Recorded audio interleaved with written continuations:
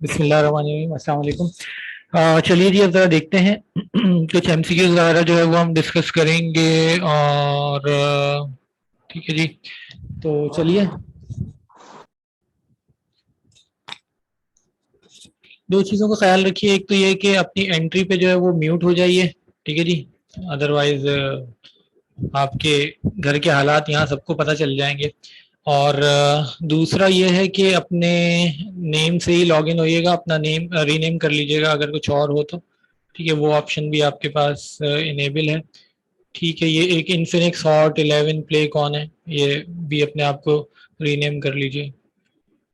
Otherwise मैं remove कर दूंगा तो फिर आप क्लास में दोबारा ज्वाइन नहीं कर सकेंगे, ये ज़रा ख्याल रखिए। कौन है जनाब इन्फिनिक्स साहब? चलिए अब जरा देखते हैं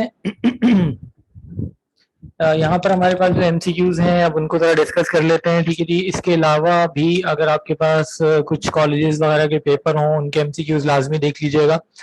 चूंकि अब 40 मार्क्स के एमसीक्यूज हैं, तो 40 मार्क्स डेफिनेटली बहुत ज़्यादा होते हैं, और एक एक मार्क्स जो है वो मैथ्स में मैटर करता है, तो वो भी आप देख लीजिएगा। अगर कहीं पे कोई प्रॉब्लम होती है, कुछ समझ में नहीं आता, तो आप मुझे मैसेज करके भी पूछ सकते हैं, व्हाट्सएप पे मैसेज कर सकते हैं, ठीक है जी। चलिए, अभी जो यहाँ पर अवेलेबल है ज़रा उनको हम देख लेते हैं क्या है वो एमसीक्यूज। अगर हम फर्स्ट देखें तो ज़रा यहाँ देखिएगा। अच्छा, ये आपको पीडीएफ तो जो है वो व्हाट्सएप कर दी गई थी। इसको हम यहाँ पे देखते हैं, सॉल्व भी करेंगे, और इसकी भी पीडीएफ जो है वो आपको फिर मैं क्लास के एंड पे आप लोगों के साथ जो है वो शेयर कर लूंगा। चलिए ज़रा देखिएगा। पहला हमारे पास जो है उसमें हमें कहा जा रहा है कि if A and B be a subset of U. अगर ए और बी जो है ना वो क्या है, वो सबसेट ऑफ यू है, यानी यूनिवर्सल सेट के सबसेट हैं, such that A union B is equal to you.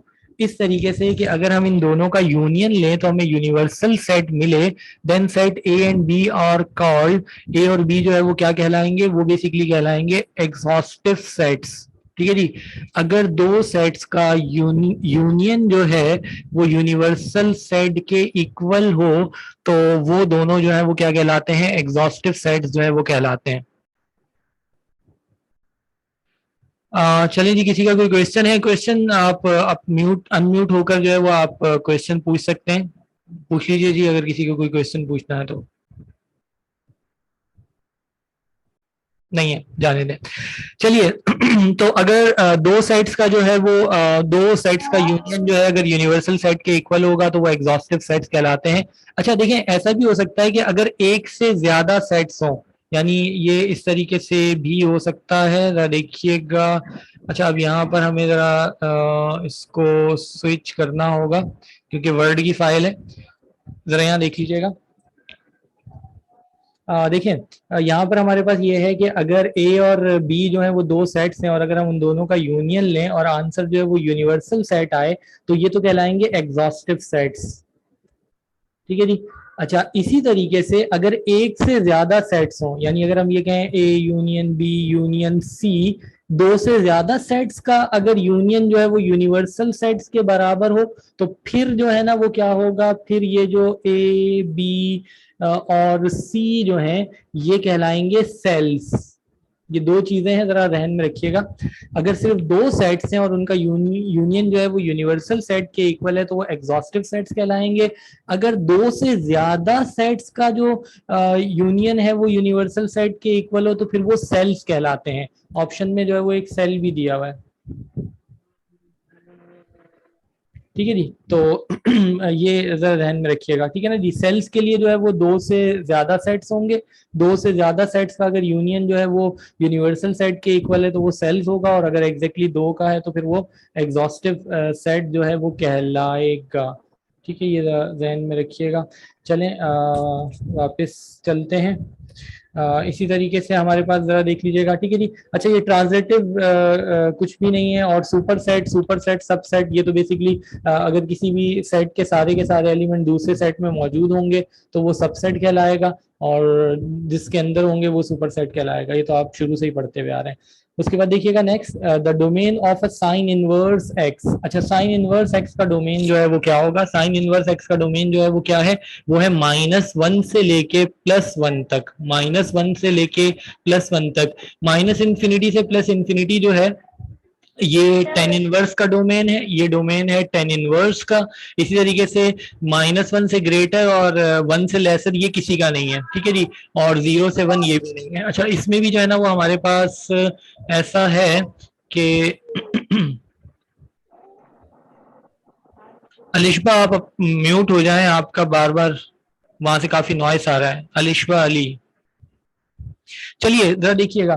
देखिए इसमें हमारे पास जो है ना, ये आप जहन में रखिएगा, हमारे पास जो फंक्शंस हैं, ट्रिग्नोमेट्रिक फंक्शंस हमारे पास जो है वो साइन है, या हमारे पास जो है वो कॉस है। इसी तरीके से ट्रिग्नोमेट्रिक फंक्शन जो है वो टेन है। ये हमारे पास तीन ट्रिग्नोमेट्रिक फंक्शंस हैं जो कि नॉर्मल फंक्शन है। इसी तरीके से हमारे पास जो है वो आर्क साइन हो सकता है। आर्क साइन का जो मतलब है वो क्या होगा? आर्क साइन का मतलब होगा साइन इनवर्स, और इसके साथ x लिखा हो y लिखा हो उससे कोई फर्क नहीं पड़ेगा। इसी तरीके से cos इनवर्स y हमारे पास है, या टेन इनवर्स y हमारे पास है, ठीक है जी। ट्रिग्नोमेट्रिक फंक्शन का आपसे जो है ना वो क्या पूछा जा सकता है? आपसे पूछा जा सकता है डोमेन, या आपसे ट्रिग्नोमेट्रिक फंक्शन की जो है वो पूछी जा सकती है रेंज। डोमेन या रेंज आपसे जो है वो पूछी जाएगी। अच्छा, साइन का जो डोमेन है ना वो क्या है? साइन का जो डोमेन है वो हमारे पास है, कहाँ से है? वो हमारे पास है 90 डिग्री से, -90 से लेके +90 तक। साइन का डोमेन है -90 से +90 तक। हम इसको इस तरीके से लिखते हैं -π/2 और greater than equal to theta, and theta is less than equal to +π/2।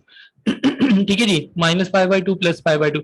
अच्छा, -π/2 पे जो है ना वो वैल्यू क्या होती है? वो -1 होती है, और +π/2 पे जो वैल्यू होगी वो क्या होगी? वो +1 होगी। तो साइन का जो डोमेन है वो -90 से +90 है, और जो इसकी रेंज है वो है -1 से +1। एक चीज और ध्यान में रखिएगा, इसको लिखने का ना एक तरीका और भी है, और इसको हम इस तरह की स्क्वायर ब्रैकेट में भी लिख सकते हैं, -1, इस तरह की स्क्वायर ब्रैकेट में भी इसको लिखा जा सकता है। ये ध्यान में रखिएगा कि अगर हमारे पास राउंड ब्रैकेट में a, b लिखा हुआ है, या हमारे पास स्क्वायर ब्रैकेट में a, b लिखा हुआ है, तो ये दोनों इक्वल नहीं होते, ठीक है जी। अगर राउंड ब्रैकेट में -1 से +1 लिखा हुआ है तो वो स्क्वायर ब्रैकेट के -1 से +1 के इक्वल नहीं होगा। क्यों? क्योंकि जब स्क्वायर ब्रैकेट में होता है तो इसका मतलब है ये दोनों इंक्लूडेड हैं। यहाँ पे ए और बी भी इंक्लूड है, और in between A and B जो कुछ भी हो। राउंड ब्रैकेट में in between A and B है, in between A and B A और बी इंक्लूडेड नहीं है। तो साइन की रेंज होगी -1 से +1, यानी वो ग्रेटर देन इक्वल टू -1 है और लेस देन इक्वल टू +1 है। तो इसे स्क्वायर ब्रैकेट में भी लिखा जा सकता है, ठीक है जी। इसी तरीके से जो कॉस है,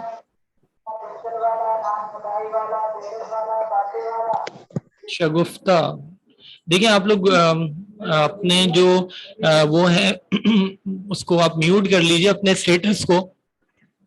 बिला वजह का जो है ना डिस्टरबेंस है। चलिए, अगर हम कॉस की बात करें तो कॉस जो है ना वो क्या है? कॉस है 0 से लेके, कॉस का डोमेन है 0 से लेके पाई।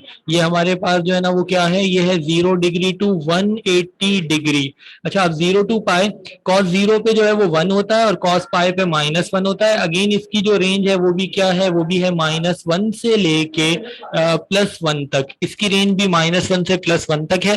तो ध्यान में रखिएगा, साइन और कॉस की रेंज -1 से +1 है। डोमेन साइन का -90 से +90, और कॉस का जो है वो 0 से पाई, पाई पे -1 और 0 पे जो है वो क्या है? वो हमारे पास +1 है। टेन का जो डोमेन है ना वो भी यही है। टेन का डोमेन है -90 से लेके +90 तक, और जो इसकी रेंज है ना वो क्या है? रेंज है -इंफिनिटी से लेके +इंफिनिटी तक। 1090 जो है वो +इंफिनिटी होता है, 10 -90 जो है वो -इंफिनिटी होता है। तो ये ध्यान में रखिएगा। लाजमी एक ऐसा एमसीक्यूज आपको पेपर में मिलेगा जिसमें आपसे जो है वो साइन कॉस का डोमेन या रेंज पूछी जाएगी। तो साइन और कॉस की जो रेंज है वो -1 से +1 है। स्क्वायर ब्रैकेट में लिखी हो सकती है या इस तरीके से लिखी जा सकती है, ख्याल रखिएगा। ये भी स्क्वायर ब्रैकेट में होगा -1, +1, और ये भी स्क्वायर ब्रैकेट में होगा -∞, +∞। राउंड ब्रैकेट नहीं हो सकती, अगर राउंड वाला है तो वो आपका ऑप्शन नहीं होगा, ये ख्याल रखिएगा। इसी तरीके से अगर हम इनवर्स फंक्शन की बात करें ना, तो ये हम पढ़ चुके हैं। इनवर्स फंक्शन में होता क्या है, डोमेन और रेंज इंटरचेंज हो जाती हैं। डोमेन और रेंज इंटरचेंज हो जाती हैं। अब डोमेन और रेंज अगर इंटरचेंज हो जाती हैं तो इसका मतलब है जो डोमेन है वो रेंज हो जाएगी, जो रेंज है वो डोमेन हो जाएगी। साइन इनवर्स का जो डोमेन है वो क्या होगा, वो होगा -1 से लेके इसका डोमेन हो जाएगा -1 से लेके +1 तक। इसी तरीके से ये -1 से लेके +1 हो जाएगा। और 10 का जो है वो क्या होगा, वो हो जाएगा -∞ से लेके +∞ तक। हमें पता है इनवर्स फंक्शन में डोमेन और रेंज इंटरचेंज हो जाते हैं। डोमेन और रेंज इंटरचेंज हो जाते हैं इनवर्स फंक्शन में। थोड़ा वापस समझाओ। सॉरी जी जी बोलिए, क्या करें। सिंपल है जी। साइन कॉस टेन, इसका डोमेन और रेंज ध्यान में रखिएगा। साइन और कॉस का जो रेंज है वो -1 से लेके +1 तक है। या तो इस तरीके से लिखा जाएगा, -1 +1 दोनों इंक्लूडेड होते हैं, या तो जो है ना, या तो जो है वो स्क्वायर ब्रैकेट में लिखा जाएगा। राउंड ब्रैकेट नहीं हो सकता, राउंड ब्रैकेट स्क्वायर ब्रैकेट दोनों का मतलब जो है वो सेम नहीं है, वो दोनों इक्वल नहीं होते। अच्छा, इसकी वीडियो रिकॉर्डिंग भी आपको दे दी जाएगी, आप उसको दोबारा भी देख सकते हैं अगर कुछ स्टूडेंट लेट ज्वाइन कर रहे हैं, वट। ठीक है जी। इसी तरीके से जो रेंज हमारे पास है, अच्छा डोमेन जो हमारे पास है, और 10 का रेंज जो है वो -∞ से +∞ तक। बेसिकली साइन -90 पे -1 होता है, +90 पे +1 होता है, तो ये इसका डोमेन है -90 से +90। कॉस जो है वो 180 पे -1 होता है, 0 पे जो है वो +1 होता है, तो इसका जो डोमेन है वो 0 से पाए है। इसी तरीके से 10 की रेंज -∞ से +∞ है, और इसका डोमेन होगा -90 से +90। ठीक है जी, -90 से +90, क्योंकि -90 पे -∞, +90 पे +∞। इनवर्स फंक्शन में डोमेन और रेंज इंटरचेंज हो जाते हैं। जो नॉर्मल फंक्शन की रेंज है वो इसकी डोमेन बन जाएंगी। ये जो नॉर्मल फंक्शन की हमारे पास रेंज है ये इनवर्स फंक्शन का डोमेन हो जाएगा। ठीक है जी। इसी तरीके से जो इसका डोमेन है वो इसका रेंज हो जाएगा। तो साइन इनवर्स की जो रेंज है ना वो क्या होगी, साइन इनवर्स की रेंज जो होगी वो हो जाएगी -π/2 से लेके +π/2। इसी तरीके से ये हमारे पास हो जाएगा 0 to पाई, और इसी तरीके से ये हो जाएगा -π/2 से लेके +π/2। तो डोमेन और रेंज जो है वो क्या होती है, वो इंटरचेंज हो जाएगी इनवर्स फंक्शन में। क्या मेरी आवाज नहीं आ रही? नहीं, ऐसा तो नहीं है। ठीक है, आप फैजान अली, आप अपना सिस्टम चेक कीजिए। चलिए उस ठीक है जी, ये तो हमारे पास हो गया सिंपल। तो जो पहला हमारे पास, जो सेकंड हमारे पास एमसीक्यू था डोमेन और रेंज का, वहां पर हमने बात की साइन इनवर्स का, हमसे डोमेन पूछा है। साइन इनवर्स का डोमेन जो है वो -1 से लेके +1 तक होगा।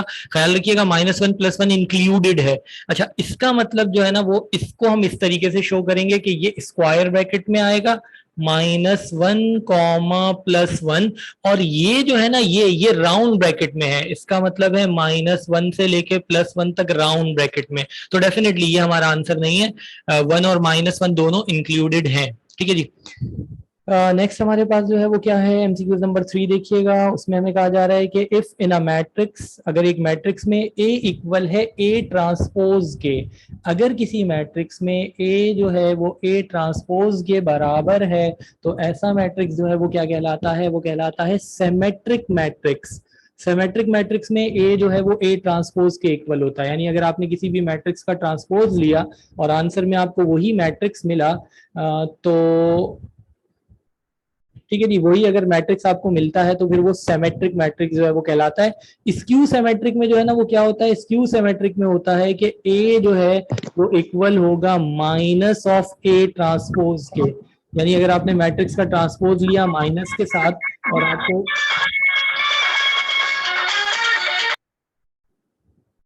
आपको ये शगुफ्ता जो भी है पता नहीं, अब मैं आपको जो है वो रिमूव कर दूंगा अगर अब आपके उससे जो है वो आवाज आती है तो ख्याल रखिएगा। ठीक है जी, मैं अब आपको दोबारा नहीं कहूँगा। अपना माइक म्यूट रखिए, अदरवाइज मैं आपको क्लास से रिमूव कर दूंगा।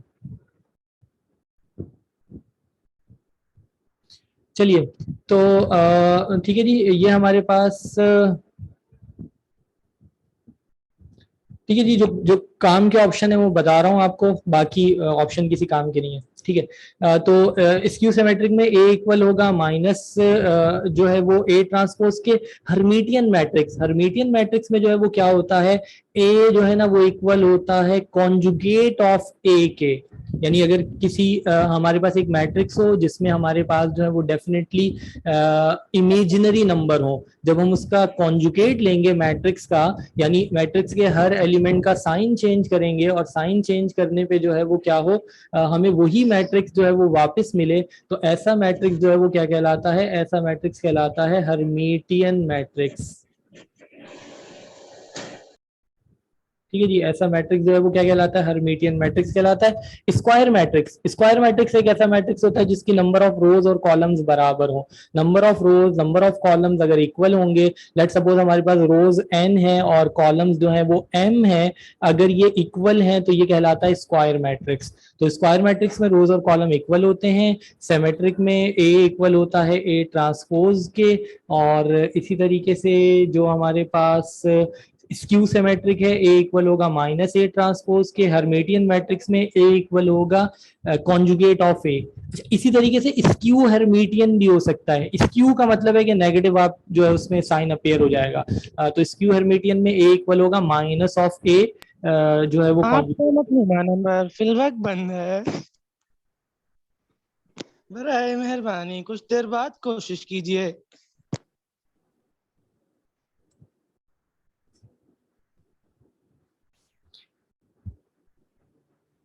चलिए, ठीक है जी। अच्छा, अब नेक्स्ट हमारे पास जो एमसीक्यूज है, नेक्स्ट हमारे पास जो है वो क्या है, 4 देखिएगा। 4 में एक मैट्रिक्स हमें जो है वो गिवन है और हमें कहा जा रहा है then find the minor of M12। हमें फाइंड करना है माइनर ऑफ M12। अच्छा, माइनर ऑफ M12 क्या होगा, हमें इस मैट्रिक्स का माइनर फाइंड करना है। देखिए, किसी भी मैट्रिक्स के माइनर फाइंड करने का मतलब ये होगा कि आप उसकी एक रो और एक कॉलम को डिलीट कर दें और जो बाकी एलिमेंट्स बचेंगे वो मैट्रिक्स उसका माइनर कहलाएगा। बेसिकली इस मैट्रिक्स के जो है ना हम 9 माइनर्स फाइंड कर सकते हैं, जैसे आप कोफैक्टर फाइंड करते हैं ना एडजॉइंट मेथड में, इसी तरीके से माइनर भी है, 9 माइनर हो सकते हैं। अच्छा, माइनर ऑफ 1 2 का क्या मतलब है, माइनर ऑफ 1 2 का मतलब है कि आप इसकी पहली रो और दूसरा कॉलम जो है ना उसको डिलीट कर दें। ये आपकी जो है वो पहली रो है और ये आपका जो है वो दूसरा कॉलम है।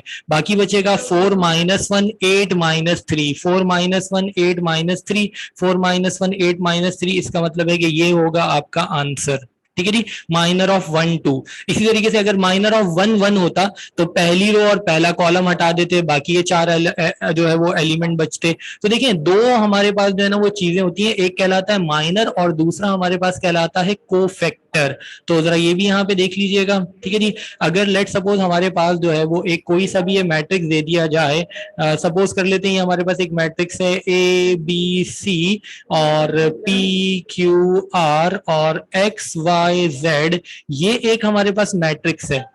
अच्छा, अगर आपको इसका माइनर फाइंड करना है, लेट सपोज आपसे कहा जाए कि फाइंड करें माइनर M11। M11 का मतलब है पहली रो और पहला कॉलम छोड़ दें, बाकी बचेगा Q R Y और Z, ये इसका होगा माइनर। अच्छा, अगर आपसे ये हमने फाइंड किया इसका माइनर, इसी तरीके से अगर आपसे कहा जाए कि आपको फाइंड करना है इसका कोफैक्टर,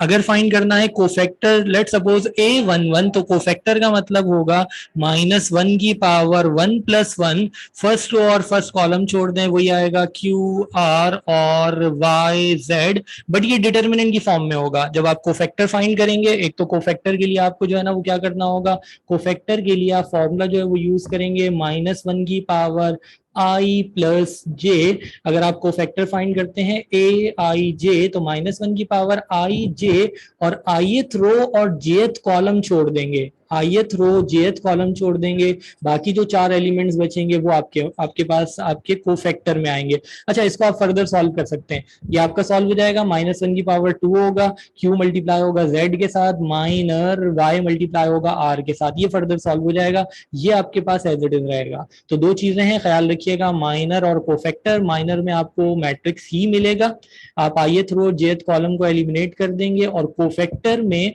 -1 की पावर i प्लस j और ith रो jth कॉलम को आप जो है वो एलिमिनेट करेंगे, और जो बाकी रिमेनिंग एलिमेंट्स होंगे उनका आप फाइंड करोगे क्या, उसका आप फाइंड कर लोगे डिटर्मिनेंट, उसका मॉड फाइंड कर लोगे। ठीक है जी, तो इस तरीके से जो है वो होगा। नेक्स्ट हमारे पास जो है वो नेक्स्ट देखिएगा जी, सर कोफैक्टर दोबारा समझा दें। कोफैक्टर में सिंपल आप ith रो jth कॉलम छोड़ देंगे, और जो बाकी एलिमेंट्स होंगे उसका आप डिटर्मिनेंट ले लेंगे। ith रो jth कॉलम छोड़ेंगे, -1 की पावर i प्लस j होगा, जो हमने यहाँ पर देखा ये इस तरीके से हमारे पास होगा। ठीक है, तो ये देखिएगा, ये हमारे पास कोफैक्टर है, ए आई जे -1 की पावर i प्लस j होगा, ith रो jth कॉलम छोड़ दिया, और देन इसको आप फर्दर सॉल्व कर लोगे। माइनर में आपको मैट्रिक्स मिलेगा, कोफैक्टर में आपको डिटर्मिनेंट मिलेगा। डिटर्मिनेंट का मतलब है आप सॉल्व करेंगे तो आपको एक वैल्यू मिल जाएगी। ठीक है जी, चलिए नेक्स्ट हमारे पास क्या है, नेक्स्ट हमारे पास है the solution of this equation. इस इक्वेशन का सोल्यूशन क्या होगा, cos x। cos x को सॉल्व करते हैं जी, cos x को जब सॉल्व करेंगे तो x हमारे पास हो जाएगा cos इनवर्स 0। ठीक है जी, x की वैल्यू फाइंड करनी है, cos में जाके इनवर्स होगा, cos इनवर्स 0। cos इनवर्स 0 जो है वो क्या होगा, cos इनवर्स 0 ये आपको cos इनवर्स 0 क्या होगा, cos इनवर्स 0 हो जाएगा पाई। ठीक है जी, पाई होगा। अच्छा, यहाँ पर आंसर है, आंसर है नहीं है, है नहीं है, नहीं है। चलिए, तो अब यहाँ पर हमारे पास जो है वो आंसर क्या आ जाएगा, कॉसिन नहीं, कॉस इनवर्स 0 पाई नहीं, पाई by 2, sorry, pi by 2 90। Calculator से निकालें जी, कोई तुक्का उक्का नहीं मारना। ठीक है जी, हम बात करें 90 होगा, बिल्कुल हम 90 होगा, पाई बाय 2 होगा, 90 होगा। अच्छा, अब आंसर तो 90 आ गया। ठीक है, जब भी हम सोल्यूशन सेट निकालते हैं ना, तो ये तो हमारा कहलाता है principal solution, but trigonometric function में जब भी हम रिजल्ट बताते हैं तो जर्नल सोल्यूशन देते हैं। जर्नल सोल्यूशन में अगर आंसर हमारा साइन या कॉस से आता है तो हम उसका पीरियड ऐड करते हैं, which is 2n pi, 2n पाई। और अगर हमारे पास 10 के रिस्पेक्ट से आता है तो 10 का पीरियड ऐड करते हैं, जो कि होता है n पाई। ठीक है जी, ये हमने पढ़ा था। मगर है ये कि अगर साइन इनवर्स 0 कॉस इनवर्स 0 से आए, साइन इनवर्स 0 कॉस इनवर्स 0 से रिजल्ट आए, तो बेसिकली फिर हाफ रेवोल्यूशन के बाद ये रिपीट करता है। आपने क्लास में लाजमी आपके टीचर ने डिस्कस किया होगा। तो हाफ रेवोल्यूशन का मतलब है साइन इनवर्स 0 कॉस इनवर्स 0 पे भी जो पीरियड है वो हाफ रेवोल्यूशन का होगा। हाफ रेवोल्यूशन का मतलब है कि वो क्या होगा, पाई होगा। तो जो इसका आंसर होगा ना, बेसिकली जब आप इसका जर्नल सोल्यूशन लिखेंगे तो जर्नल सोल्यूशन लिखते हुए पाई बाय 2 में आप ऐड करोगे n पाई, हाफ रेवोल्यूशन।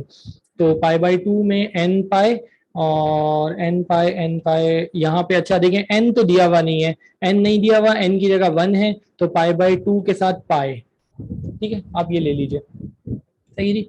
क्योंकि नॉर्मली देखें, वैसे तो n होना चाहिए जर्नल सोल्यूशन के लिए, बट कई दफा ऐसा होता है कि n की जगह पर वो 1 रख के रिजल्ट दे देते हैं। n की जगह अगर 1 रखा तो फिर ये एक पर्टिकुलर रिजल्ट आ रहा है। So this is pi by 2 plus pi, this is n pi और pi, this is pi by 2, pi by 2। n की जगह यहाँ भी 1 है, 2n पाई की जगह पे 2 पाई है। मगर साइन इनवर्स 0 कॉस इनवर्स 0 में हाफ रेवोल्यूशन पे रिपीट होगा, तो ये रिजल्ट आएगा। ठीक है जी, ये जरा ध्यान में रखिएगा। उसके बाद हमारे पास नेक्स्ट जरा देखिएगा सर, एक बार और बता दें, रेशोज कब रिपीट करते हैं, कौन सी रेशोज कब रिपीट करते हैं? नहीं समझ में नहीं आया भाई, हम बात क्या कह रहे हैं। जर्नल सोल्यूशन जब भी आप निकालेंगे पीरियड ऐड कर लेंगे, साइन कॉस का पीरियड। अच्छा, ये आगे भी कई एमसीक्यूज हमारे पास पीरियड का होगा, हम उसमें फिर पीरियड्स को दोबारा से भी जो है वो डिस्कस कर लेंगे। ठीक है जी, पीरियड को फिर हम दोबारा से भी डिस्कस करते हैं, एमसीक्यूज यहाँ पर होगा पीरियड्स का। नेक्स्ट अगर 6 देखें, 6 देखिएगा जी क्या है। लेट ए जो है ना वो एक मैट्रिक्स है और वो क्या है, ए आई जे है, बी ए स्क्वायर मैट्रिक्स, ये एक स्क्वायर मैट्रिक्स है ऑफ ऑर्डर एन, इसका ऑर्डर जो है वो एन है। अच्छा, स्क्वायर मैट्रिक्स का ऑर्डर एन का मतलब है जितनी रोज होंगी उतने कॉलम्स होंगे, अगर एन रोज है तो एन ही कॉलम्स होंगे। तो इस वजह से नॉर्मली स्क्वायर मैट्रिक्स के जब हम ऑर्डर की बात करते हैं तो फिर हम लिख देंगे 2 है या 3 है, 2 है तो वो 2/2 होगा, 3 है तो वो 3/3 होगा, एन है वट एवर द एन। ठीक है जी, अब कहा क्या जा रहा है, जरा देखिएगा जी इसको थोड़ा सा गौर से। If A I J is equal to 0, if A I J is equal to 0 for all I is not equal to J, A I J जो है वो 0 है जब आई और जे इक्वल नहीं है, and A I J is equal to 1 for all I is equal to J, then A is, तो A क्या होगा, ए बेसिकली एक स्क्वायर मैट्रिक्स है इस तरह का कि अगर ए आई जे जो है वो 0 है जब आई इक्वल है जे के, और ए आई जे 1 है जब I is equal to J, I is not equal to J and I is equal to J. चलें अब जरा ऐसा करते हैं, इसको थोड़ा सा हम जो है ना वो देखते हैं कि लिख के यहाँ पे जरा देखते हैं कि क्या है। जरा यहाँ देखिएगा, इस एमसीक्यूज में देखिए कहा जा रहा है कि ए एक जो है वो स्क्वायर मैट्रिक्स है और वो ये है ए आई जे। अच्छा, इस स्क्वायर मैट्रिक्स में वो ये कह रहा है कि ए आई जे जो है वो 0 है। ये कब 0 है, जब आई जो है इज नॉट इक्वल टू जे है। उसके साथ साथ वो ये कह रहा है कि ए आई जे जो है वो 1 है, ए आई जे जो है वो 1 है जब हमारे पास जो है वो आई इक्वल है जे के। अब वो आपसे पूछ रहा है कि ए जो है वो क्या है। चलिए अब जरा यहाँ पे देखिएगा, देखें ए एक मैट्रिक्स है जो कि आई स्क्वायर मैट्रिक्स है, A I J square matrix का मतलब है ऑर्डर सेम है, 2/2 हो सकता है, 3/3 मैं हो थोड़ा सकता है। लेट हो गया था, मैं क्लास में आ गया हूँ, बट ये मेरी जगह क्लास कौन ले रहा है? ये आपके वालिद साहब ले रहे हैं क्लास।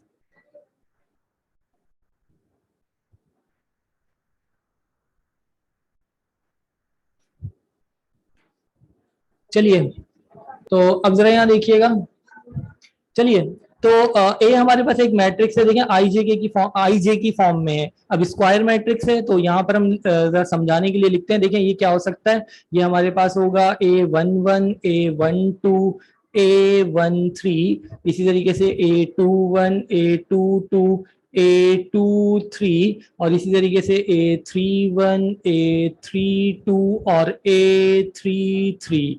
देखिए ये एक मैट्रिक्स है और ये 3/3 का मैट्रिक्स है, स्क्वायर मैट्रिक्स है। 2/2 हो सकता है, 3/3 हो सकता है, 4/4 हो सकता है, वट जो भी होगा। अब हमें क्या कहा जा रहा है, अब थोड़ा सा यहाँ पे देखिएगा, क्वेश्चन में वो ये कह रहा है, यहाँ पर कहा जा रहा है A I J is equal to 0 when I is not equal to J, जब आई और जे बराबर नहीं है। ये देखें आई और जे बराबर नहीं है, 1 और 2 है, 1 और 3 है, ये 2 और 3 है, ये 3 और 2 है, ये 3 1 है, ये 2 1 है। ये जो है ए आई जे 0 है, ये वैल्यूज क्या होंगी, 0 होंगी। ये भी 0 होगा, ये भी 0 होगा, ये भी 0 होगा, ये भी 0 होगा और ये भी 0 होगा जब I is not equal to J. और ए आई जे जो है वो क्या होगा, ए आई जे थोड़ा सा यहाँ पर हमने ये मिस्टेक की, यहाँ देखिएगा when I is equal to J, और हमें कहा जा रहा है कि ए आई जे जो है वो 1 होगा when I is equal to J, जब आई जे के इक्वल है। यहाँ देखिएगा आई जे के इक्वल है, ये आई जे बराबर है 1 1 2 2 3 3। इसका मतलब क्या हुआ, जरा यहाँ देखिएगा जो मैट्रिक्स बनेगा ना वो क्या बनेगा, जरा देखिएगा ए आई जे 1 है जब आई और जे बराबर है, यहाँ 1 आएगा, यहाँ 1 आएगा, यहाँ 1 आएगा। और ए आई जे जो है वो 0 है, और ए आई जे जो है वो 0 है when I is not equal to J. ये 0 ये 0 ये 0 ये 0 0 और 0। अब बताइएगा जी कैसा मैट्रिक्स है, ये है यूनिट या आइडेंटिटी मैट्रिक्स, ये है यूनिट या आइडेंटिटी मैट्रिक्स। ठीक है जी, कुछ लोगों ने कहा कि आइडेंटिटी मैट्रिक्स होगा, क्लियर है ना। तो देखिए ये बेसिकली आइडेंटिटी जो है वो मैट्रिक्स की डेफिनेशन है, ये आइडेंटिटी मैट्रिक्स की डेफिनेशन है कि ए जो है वो एक मैट्रिक्स है आई जे, जो कि स्क्वायर मैट्रिक्स है।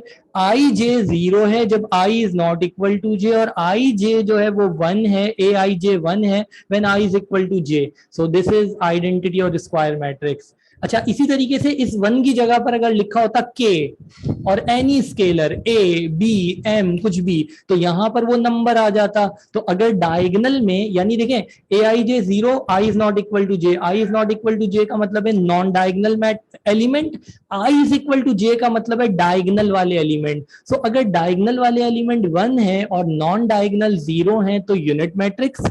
अगर नॉन डायगोनल 0 है और डायगोनल वाला अदर देन 1 है, के हो 1 2 हो 3 हो 4 हो कुछ भी हो, तो स्केलर मैट्रिक्स।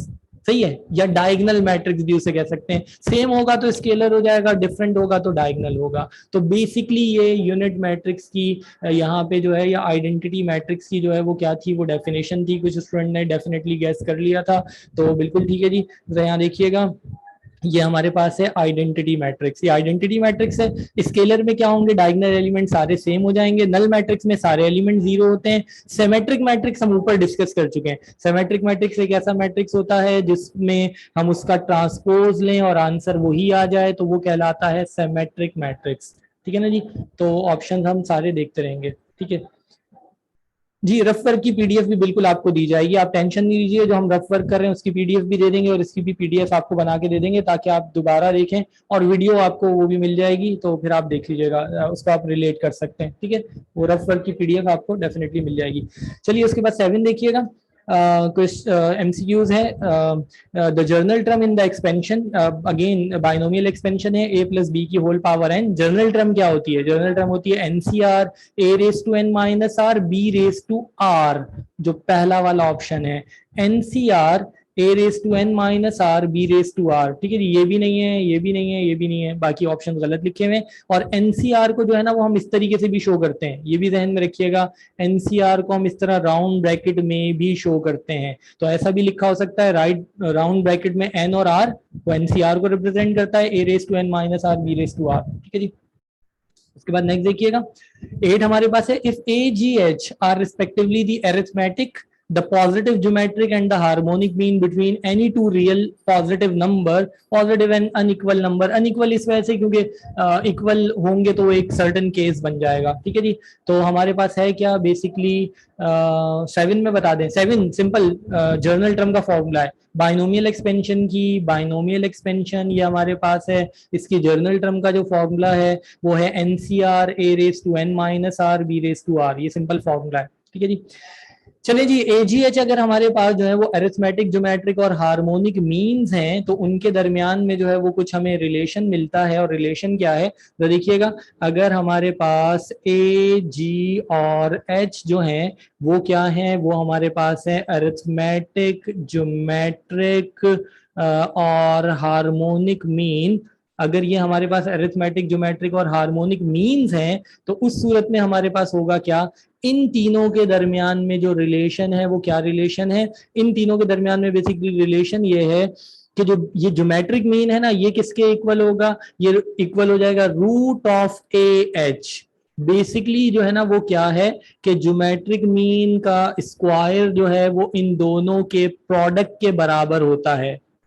ज्योमेट्रिक मीन का जो स्क्वायर है ना वो इन दोनों के प्रोडक्ट के बराबर है। रूट लिया तो फिर ज्योमेट्रिक मीन बराबर हो जाएगा रूट ए एच के। तो ये एक रिलेशन है तीनों मीन्स के दरमियान में। सेम दो नंबर्स के दरमियान में जब आप मीन फाइंड करोगे तो उसके दरमियान में आपको ये रिलेशन जो है वो क्या होगा, मिलेगा। ठीक है जी, एक तो ये ध्यान में रखिएगा। अच्छा, हम ये भी कह सकते हैं कि तीनों मीन्स जो है ना फॉर्म अ जीपी, यानी हम ये भी कह सकते हैं ए जी एच जो है ना वो क्या है, आर इन जी पी।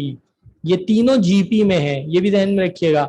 अगर ए जी एच जो है कोई से भी दो नंबर्स के दरमियान के मीन हो तो ये ज्योमेट्रिक प्रोग्रेशन फॉर्म करेंगे, ये ध्यान में रखिएगा। डेफिनेटली जब ये ज्योमेट्रिक प्रोग्रेशन फॉर्म करेंगे तो जी फिर ज्योमेट्रिक मीन हो जाएगा, और ज्योमेट्रिक मीन क्या होता है, पहले और आखिरी को मल्टीप्लाई करके रूट लेते हैं तो ज्योमेट्रिक मीन आता है।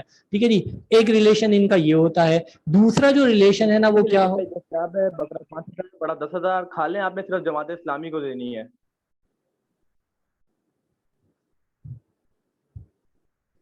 ठीक है, रिलेशन आपको जो है वो ये मिलेगा। अब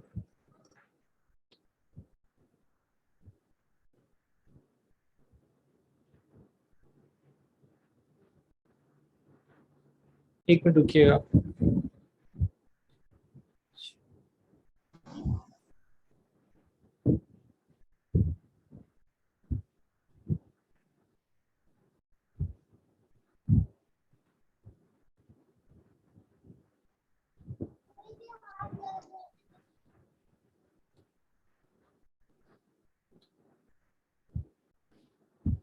चलिए, ये हमारे पास जो है वो आ गया। दूसरा रिलेशन जो हमारे पास है ना वो क्या है, मीन्स के दरमियान का। वो ये है कि जो अरिथमेटिक मीन होता है वो ग्रेटर होता है ज्योमेट्रिक मीन के, और वो ग्रेटर होता है हार्मोनिक मीन के। ठीक है जी, ये हमारे पास होते हैं मीन्स के दरमियान में रिलेशन। तो ये दो रिलेशन हमारे पास हैं, अरिथमेटिक ज्योमेट्रिक और हार्मोनिक मीन के।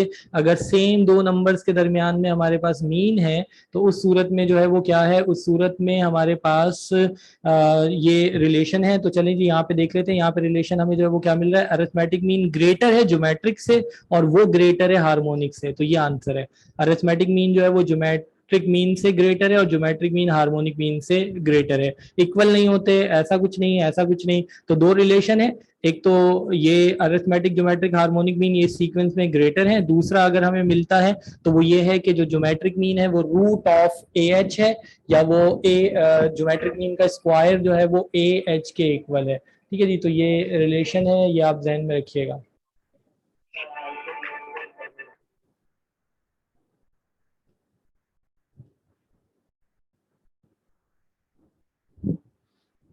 चलिए, उसके बाद हमारे पास जो है वो नेक्स्ट देखिएगा। नेक्स्ट हमारे पास है if A union B is equal to A. अगर ए यूनियन बी जो है वो ए के इक्वल है तो उस सूरत में ए यूनियन बी जो है अगर ए के इक्वल है तो फिर यहाँ पर कुछ रिलेशन दिए हुए हैं। अगेन इन रिलेशंस को भी जरा देख लेते हैं कि क्या हमारे पास जो है वो हो सकते हैं। ये हमने वैसे शुरू में भी डिस्कस किए थे, जरा देखिएगा जी।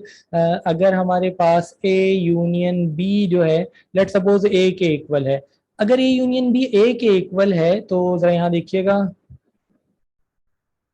जी। क्लास में ये इसके बाद हम एंड करके दोबारा से आते हैं। देखें, अगर ए यूनियन बी ए के इक्वल है तो इसका मतलब ये हुआ हमने दो सेट का यूनियन लिया और आंसर जो है उनमें से एक सेट हमें ए मिला। इसका मतलब ये है कि बी के सारे एलिमेंट ए में मौजूद हैं। चूंकि बी के सारे एलिमेंट ए में मौजूद हैं तभी आंसर जो है वो ए आया। इसका मतलब ये हुआ कि ए जो है वो क्या होगा, ए जो है वो सुपर सेट होगा। ए जो है वो सुपर सेट है, या हम ये कहेंगे कि बी जो है ना वो क्या है, वो सबसेट है। बी जो है वो क्या होगा, सबसेट ऑफ ए होगा। ए जो है वो क्या होगा, सुपरसेट ऑफ बी होगा। ठीक है ना जी। और इसको हम इस तरीके से भी मेंशन कर सकते हैं कि ए जो है वो सुपरसेट है तो ए जो है वो सुपरसेट ऑफ बी है। या हम यहाँ पर ये कह सकते हैं कि जो बी है वो सबसेट ऑफ ए है। जिस तरह ग्रेटर देन और लेस देन वाला सिंबल है ना, उसी सिंबल को आप राउंड शेप में कर दें तो ये सुपरसेट और सबसेट के लिए इस तरीके से आप याद रख लें। A is the superset of B, क्योंकि ए के सारे एलिमेंट बी में मौजूद हैं तभी यूनियन पे हमें ए मिला, और B is the subset of A. ठीक है, तो वहां पर भी हमें जो है वो यही रिजल्ट मिलेगा। मीटिंग जो है वो एंड होने वाली है, तो ऐसा करते हैं एंड करके दोबारा आ जाते हैं। यहाँ पर A is the superset of B, B is the subset of A, B is the subset of A, ये आंसर है। B is the subset of A, A subset नहीं है, B सबसेट है, A सुपरसेट है। चलें meeting and करके वापस आते हैं, मीटिंग एंड करके वापस आते हैं, फिर बात करते हैं।